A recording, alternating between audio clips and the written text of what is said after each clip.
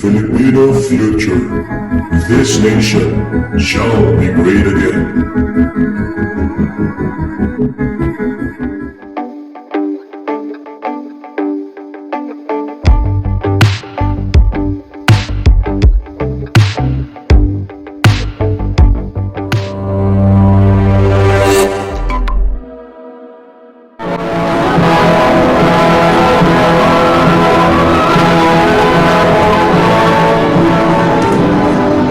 The motive power for progress dwells in a combination of elements provided by the leaders of a nation and her people. The dynamics of national development gains equally from the thrust of leadership and the commitment rendered by the people. President Ferdinand Marcos's decision in 1972 to dismantle the structures of representative government borrowed from the West marked a watershed in the Filipinos' voyage of self-discovery. Heading off the crisis of a secessionist movement, of rebellion and economic bankruptcy, he invoked the martial law provision of the Constitution on September 21st, 1972. To lead the nation on a new political course, he launched a revolution from the center.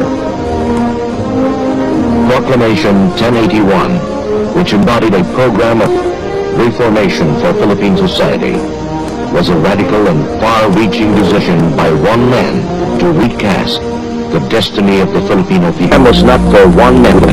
The vision of the new society needed the common man and the common wit to make it a reality. Martial history has demonstrated its need to create a new society. The achievements of the day have gained respect as a peaceful means to revolutionize society, a developmental model that is instructive for the countries of the Third World. The massive drive for restoration of political stability and social order. Martial approaching others with a consequent enlistment of technical and administrators into government service. Reforms in national politics centered on the process of replacing the political institutions borrowed from the West with those more expressive of Filipino tradition and historic experience. the activation of 42,000 citizen assemblies called barangays draws its inspiration from the concept of the village council, which served as the basic political unit of the pre-Spanish Malay society. The barangay today, assemblies formed in every village and city district, decide on national and local issues and are consulted by referendum. Barangay representatives, including youth groups, make up the Sangguniang Bayan, or local assemblies on the municipal, city, provincial, and regional. At the national level is the Batasang Pambansa, inaugurated on June 12, 1978. A national plebiscite held early in 1981, shortly after he lifted martial law, expressed support for a combination of presidential and parliamentary system, with Marcos as president and chief of state, governing with a prime minister. But the precept underlying the political evolution has remained constant, rooted for the poor as a priority. Various measures in the last 8 years have done much to revitalize Philippine economy. The National Economic Development Authority, NEDA, supplied the development efforts with a planning vehicle, which revamped a sluggish bureaucracy and stirred it into action. NEDA centralized control and designed specific policies to spur overall growth and development, with a goal to ensure every Filipino's sustenance, to attack the causes of underdevelopment at the roots, mass poverty, and mass deprivation.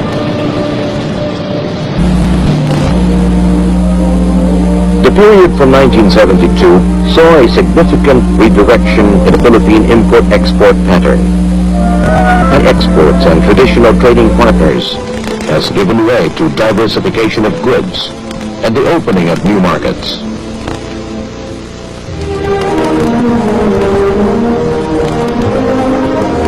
Major economic reforms paved the way for the improvement of the investment climate. Gross domestic capital formation has grown annually since 1972 by more than 15%. The expansion of foreign investments has enabled the generation of financial resources to meet the capital requirements for growth.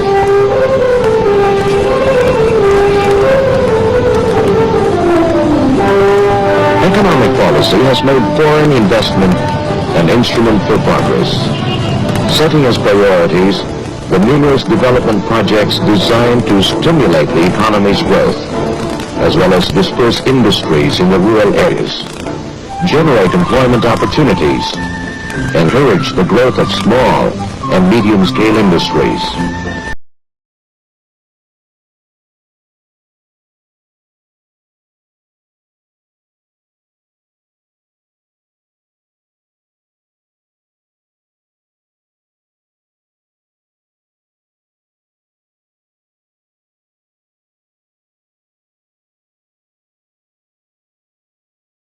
Recognizing the benefits of industrialization, emphasis has been laid on the development of new manufacture exports and on locating industries in various regions, especially through the creation of export processing zones.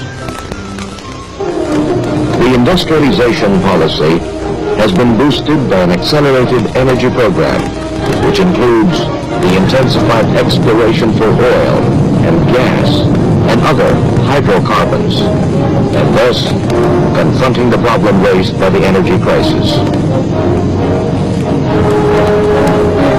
New coal deposits, such as those in the island of Salugara, have yielded new possibilities for energy sources. Cagayan Valley, Bicol, Mindanao, and Samar are being tapped for geothermal sources. 8 geothermal units or geothermal centers of energy are now operational. 6 are being constructed. The country is now second only to the U.S. in volume of electric energy generated from geothermal sources. Construction of the biggest hydroelectric power plant has begun in Magat, Isabela. Other non-conventional sources of energy, including marsh or surface gas, biomass or geothermal energy, and exotic plants such as UNGA, which produces juices that can burn like gas, are being studied as alternative energy sources. At the same time, more rural households have gained access to electricity. In 1972, about 76,000 rural households were tapped onto electric power. By 1980, more than 1 million rural households were enjoying the amenities provided by electricity. Infrastructure as an index of progress is a dramatic reflection of development touching both urban and rural areas.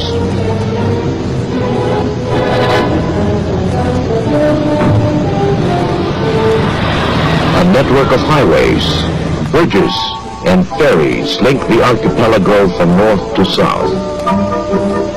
Feeder roads link farmlands to marketplaces.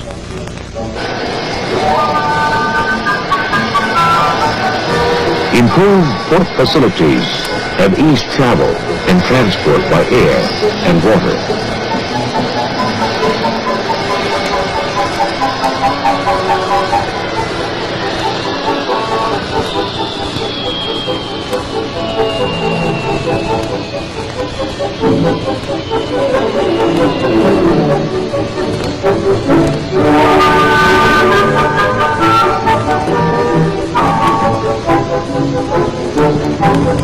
Water control systems serve the flow of progress.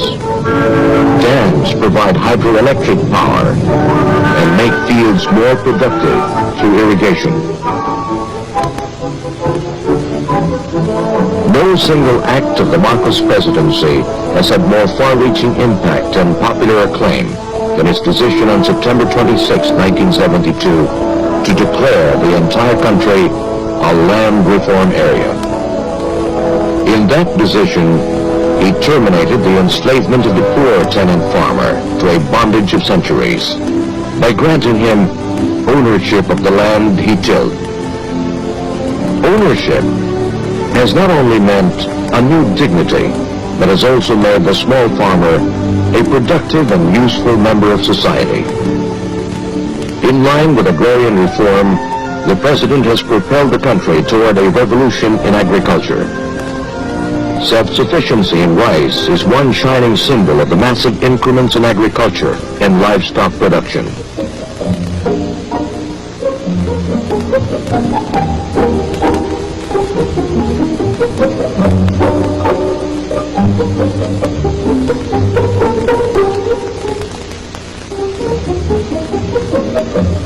The Marcos years have seen unprecedentedly high investments in agriculture, irrigation schemes, adequate warehousing, price support programs, and the infusion of modern technology in the land. The continuing improvement of agriculture remains a critical goal in the nation's 10-year development program.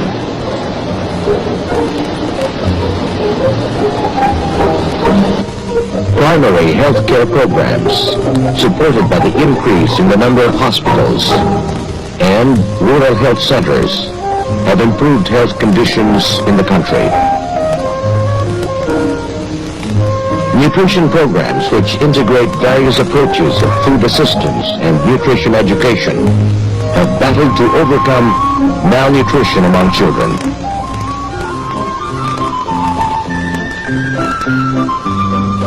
Non-formal education has opened up new horizons for the illiterate and out-of-school youths.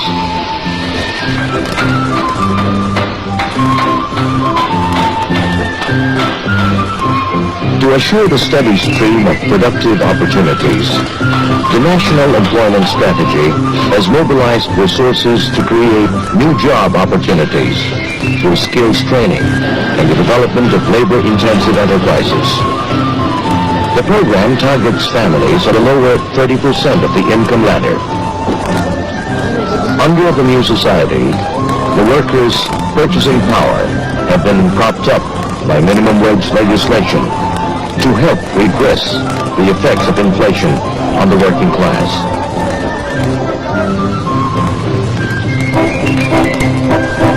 labor code was promulgated, which joined together management and labor with government in a tripartite conference for the settlement of issues, thus assuring industrial harmony to allow economic growth.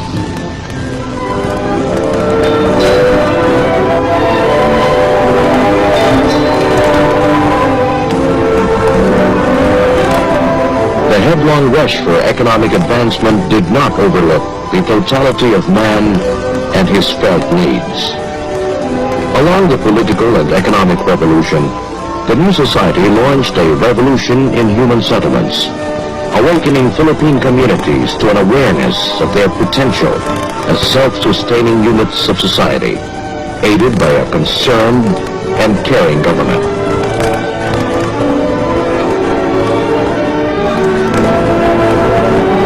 In a developing country, the strategy to fulfill basic human needs approaches a life and death issue. The government has boldly dramatized commitment to its citizenry with the creation of the Ministry of Human Settlements in 1976 and the Metro Manila Commission under the leadership of Mrs. Imelda Marcos.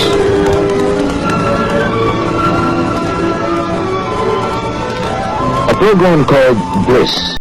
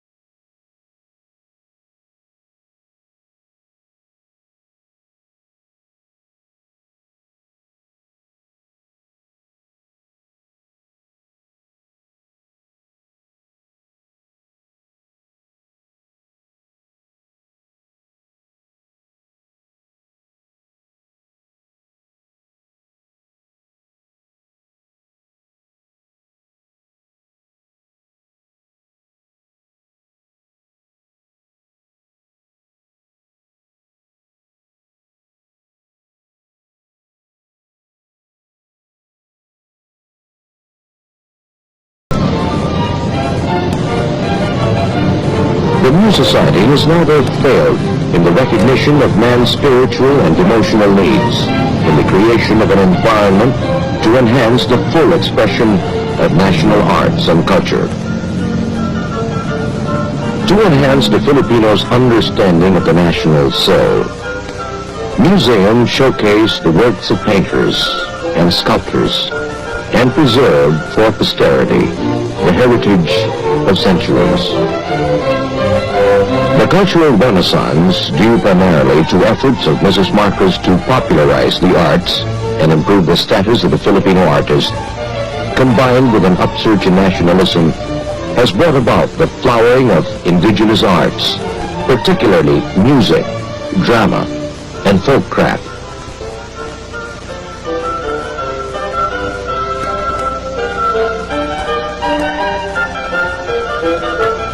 The cultural center of the Philippines has served as a home to Filipino performing artists and has hosted world talents in music, dance, and theaters.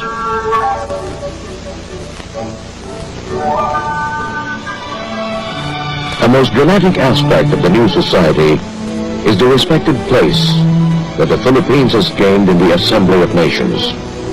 In the past, Philippine foreign policy was viewed and in fact served merely as a reflection of the country's special relations with the United States. Time has not yet come for you to lay down the heavy burden and responsibility of leadership in the free world, or for that matter, of the world. For by the inexorable decision of destiny, you have become the trustee of our civilization, and you cannot abandon this role no matter what may be. How can America speak to Asia? I would say, America, speak from the depths of your own heart. Speak in the language of Jefferson. Speak with the wisdom of a Lincoln. Speak with the compassion of Roosevelt, with the vision of Kennedy and the ringing challenge of President Johnson, when he said, "The peace that I seek is not a peace that means the absence of armed hostilities. For where men hunger and hate, there can be no peace. The peace I seek is a peace of conciliation, a conciliation of the communist states with their non-communist neighbors, between the rich nations and the poor, between the great and the small. This is the peace I seek. Can it come about? In all my heart, I think it can. We have far to go. We have far to journey." Addressed in these accents, America, Asia will listen to you. And confronted with this challenge, Asia will respond.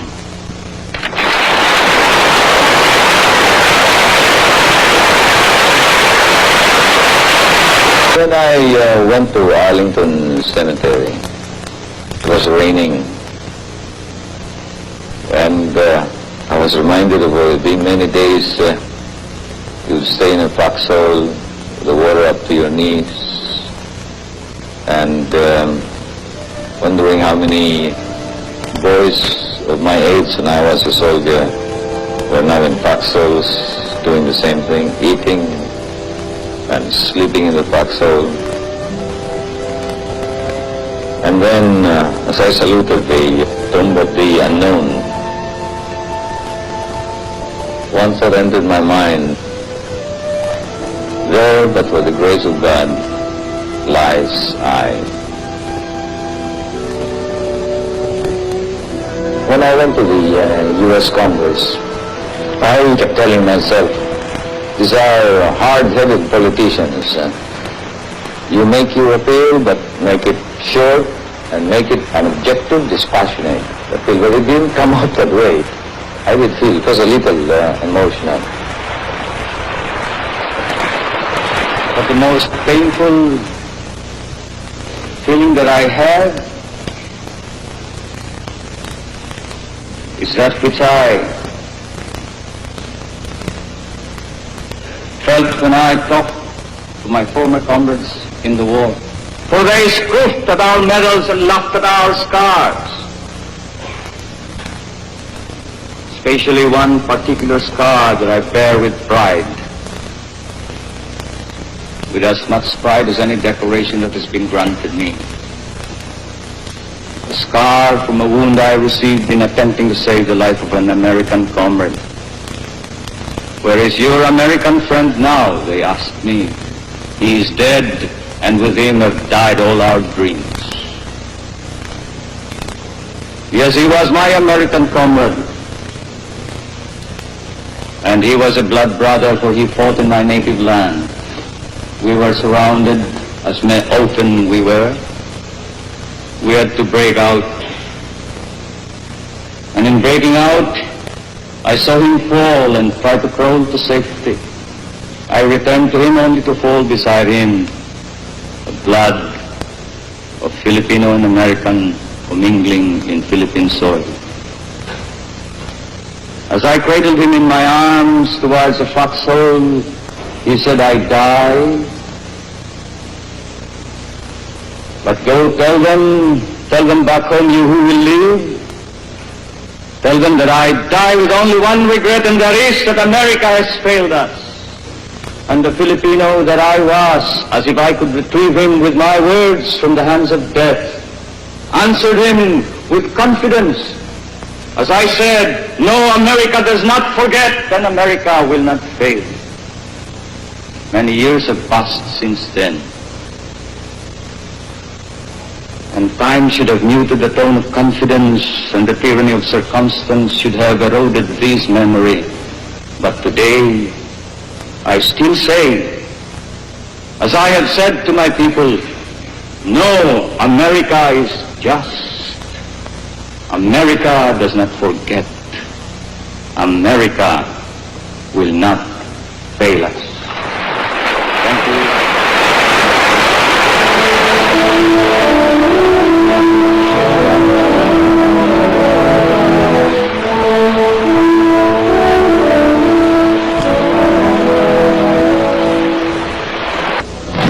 In the past 8 years, President Marcos initiated the successive changes in Philippine foreign policy, which drew the country out of the shadows of America into a position of near equidistance to all global powers. The Philippines' role in creating the Association of Southeast Asian Nations, the opening of ties with the People's Republic of China, the Soviet Union, and other socialist states underlined the government's determination to present a stance on international affairs that is at once ideologically independent, yet cognizant of the realities of world politics. Even as she reached out for the friendship and cooperation of as many peoples as possible, the country has resolved to pursue a self-reliant posture in regional and international forums. Today, the Philippines speaks not only for the aspirations of the Third World, but also for global issues of international peace and development, discussing these issues and recognizing them as the very same goals pursued for the common man in the new society. The progressive thrust of government sets a chain reaction.